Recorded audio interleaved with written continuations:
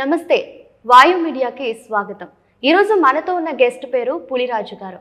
ఈయన ఎవరో రెండు తెలుగు రాష్ట్రాల రైతులకి బాగా తెలిసిన పేరై ఉంటుంది. సో ఆయన ఏంటంటే ఆత్మహత్యలు చేసుకున్న రైతుల కుటుంబాలకి ఎంతో హెల్ప్ చేస్తూ వాళ్ళకు ఒక దారిని చూపిస్తూ వాళ్ళతో స్టాండ్ తీసుకుంటూ ఉన్నారు. సో ఆయన ఈ దారిని ఎంచుకోవడానికి గల కారణాలు అలాగే ఇన్స్పిరేషన్ ఏంటి అనేది ఆయనతో మాట్లాడి తెలుసుకుందాం. నమస్కారం సార్. ఎలా ఉన్నారు సార్? బాగున్నారా?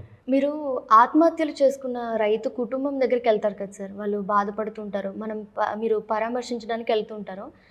వాళ్ళ ఫ్యామిలీ సిచ్యువేషన్ కానీ వాళ్ళ బాధను చూసి మీకు ఏమనిపిస్తుంది సార్? అంటే 2-3 రోజుల దాకా నిద్ర పట్టదమ్మా ఇక నాకు కూడా. ఎందుకంటే చిన్న చిన్న పిల్లలు, వెరీ కిడ్స్, తర్వాత ఆమె వయసు కూడా అసలు పెళ్లి కాని వయసు కూడా ఉంటుంది కొంతమందిది. ఇప్పుడంటే కొంత ఈ రైతు మన కళ్యాణ లక్ష్మి అట్లా ఇస్తున్నారు కదా, కొంత 18 years ఆ ₹1,00,000 కోసం 18 years దాకా ఆపుతున్నారు ఆడపిల్లల దగ్గర. ఇంకా అంతకుముందు అయితే తొందరనే చేసిన వాళ్ళు 10th అయిపోయిందంటే ఒక్కొక్కరు చదువుకోకుండా కూడా చేసిన వాళ్ళు. ఇక నిద్ర పట్టదు, ఎందుకంటే వాళ్ళకు ఇల్లు సరిగా ఉండదు, తర్వాత పిల్లలు చిన్న పిల్లలు, అప్పులు. అసలు వాళ్ళని చూస్తే మనం 2 రోజుల దాకా నిద్ర పట్టాము. చాలా అత్యంత బాధాకరం. ఇక చావు 150 సంవత్సరాలు చనిపోయినా బాధనే.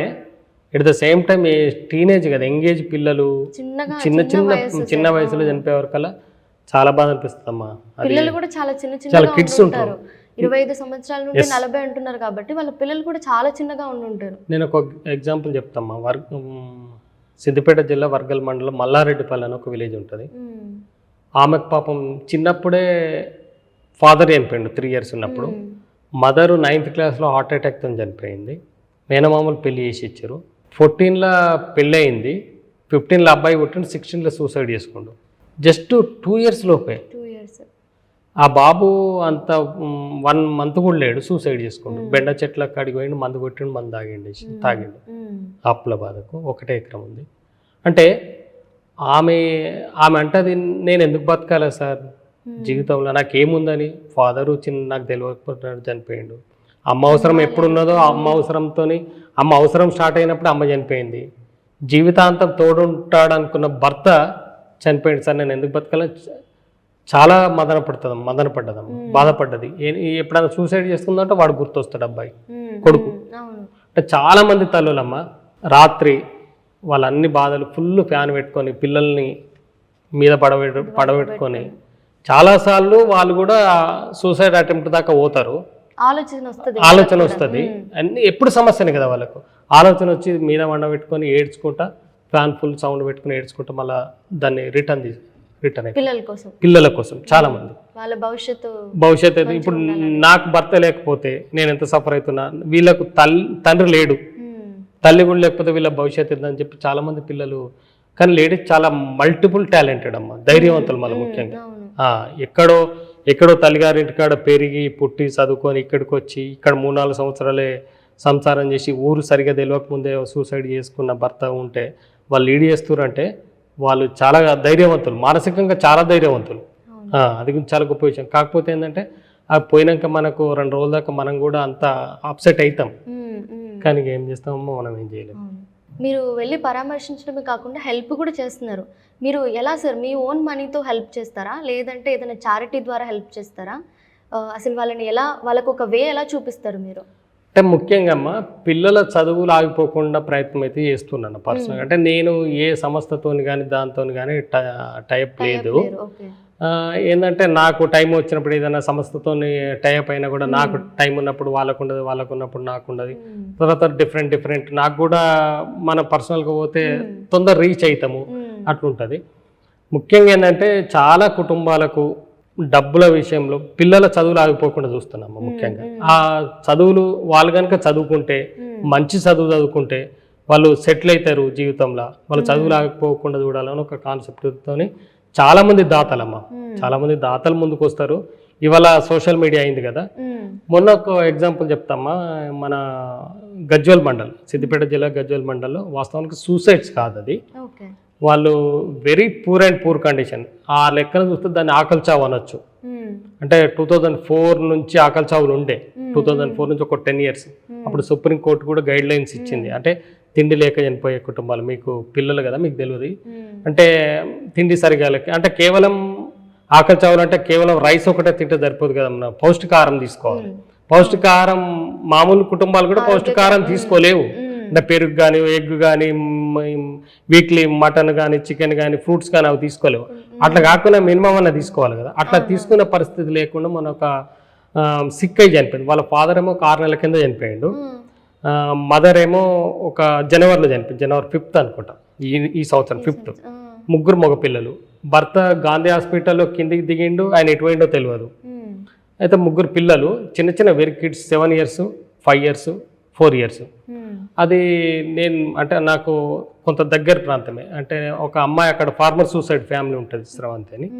ఆ స్రవంతికి ఫోన్ చేసి, ఆమె వాళ్ళ భర్త కూడా చనిపోయిండు, భర్త చనిపోయిండు. ఆమెకు ఫోన్ చేసి, సార్ ఆమె కూడా సూసైడ్ చేసుకుందామని అటెంప్ట్ చేసుకుంది. ఆ ఫార్మర్ సూసైడ్ ఫ్యామిలీ అమ్మాయి స్రవంతి భర్త చనిపోయాక అటెంప్ట్ చేసుకుంటే ఆమె బతికింది, గాంధీ హాస్పిటల్లో బతికింది. ఆమె ఒక మాట ఏడ్చుకుంటే ఏమన్నారంటే, సార్ మీరు తప్పకుండా రావాలి, నేను చచ్చిపోదాం అనుకున్నా, నా పిల్లలు ఏమైపోతారో ఇలా తెలిసింది సార్, వాళ్ళ ఫ్యామిలీని చూసినాక తెలిసింది, నేను చనిపోయిందని ఏమైంది సార్ అని చెప్పి ఏడ్చుకుంటా, మీరు రావాలంటే నేను పోయినా. పోతే అసలు అది ఇల్లు కాదు, తినడానికి తిండి లేదు. అంటే కేవలం ఒక 15 కిలోల బియ్యం ఉన్నాయమ్మా, 2 కిలోల టమాటాలు ఉన్నాయి, ఒక 1/2 kg ఉల్లిగడ్డలు ఉన్నాయి, అంతే తప్ప వాళ్ళ ఇంట్లో డోర్ కూడా లేదు కనీసం. ఆ చిన్న రేకుల రూము ఒక సైడ్ కూలిపోయింది. అంటే ఒక చిన్న వీడియో చేసి పెడితే 18 గంటలలో 1,50,000 రూపాయలు వచ్చినాయమ్మా. 1,50,000 వచ్చినాయి. 3 పేరు మీద 50-50 చేసినాం. తర్వాత హాస్టల్లో కూడా జాయిన్ చేయించినాం. అట్లే చాలా మంది రెస్పాండ్ అవుతారమ్మా. ఒక ఎగ్జాంపుల్ చెప్తామ్మా. 2002లో బతుకమ్మ పండుగ రోజు చక్రాధర్ గౌడ్ అని ఒక ఆయన పారిశ్రామికవేత్త, ఇప్పుడు ఆయన పొలిటికల్ సైడ్ వెళ్ళిపోయింది, కానీ ఆయన ఫార్మర్ ఫ్యామిలీలకు ఒక్కొక్కరికి ₹1,00,000 చొప్పున ఒక్కటే రోజు ₹1,00,00,000 ఇచ్చిండమ్మా. 100 మెంబర్స్కి సిద్దిపేట ఒక ఫంక్షన్ హాల్ తీసుకొని ₹1,00,00,000 ఒకటే రోజు ఇచ్చిండు. 100 కుటుంబాలు, అంటే ఈ ఉమ్మడి 9 జిల్లాల నుంచి. నేను సార్ మనం ఇట్లా ఇద్దామంటే, అంటే ఆయన అంతకుముందు కూడా ఒక 20-30 కుటుంబాలకు చేసిండు. నేను చెప్తే ఆయన పాపం బాగా ఇంట్రెస్ట్ కూడా ఉండే తనకు. ఇది లేదు సార్ చాలా పెద్ద ఎత్తున చేద్దాం, ఒక ₹1,00,00,000 ఒక 100 మందికి ఇద్దామంటే, ఈ ఉమ్మడి 9 జిల్లాలు, హైదరాబాద్ మినహా పాత 9 జిల్లాల నుంచి 100 మందిని తీసుకొస్తే ఆ రోజే బతుకమ్మ పండుగ స్టార్ట్. తెలంగాణలో గొప్ప పండుగ అంటే బతుకమ్మ. చిన్న బతుకమ్మ పెత్తరమాస అంటారు, అమావాస్య రోజు బతుకమ్మ విరుస్తారు. ఆ రోజు అందరికి ఒక్కొక్క ₹1,00,000 చెక్ ఇచ్చేసింది. అంటే నేను ఎందుకు చెప్తున్నా అంటే, సహాయం ఎట్లా చేస్తారు అంటే అట్లా కొందరు వాళ్ళు ఏమంటారమ్మా, మేము ఎడ్యుకేషన్కి సపోర్ట్ చేస్తాం సార్. కొందరు ఏమంటారంటే, మేము గ్రాసరీస్ ఇస్తాం సార్. అట్లా ఎల్పిఎస్ వాళ్ళు చాలా మంది ఉన్నారమ్మా. వాళ్ళకి మీ మీడియా తరఫున కూడా ప్రత్యేక ధన్యవాదాలు. ఎందుకంటే అట్లాంటి కుటుంబాలు ఆదుకోవడం చాలా గొప్ప విషయం కదా.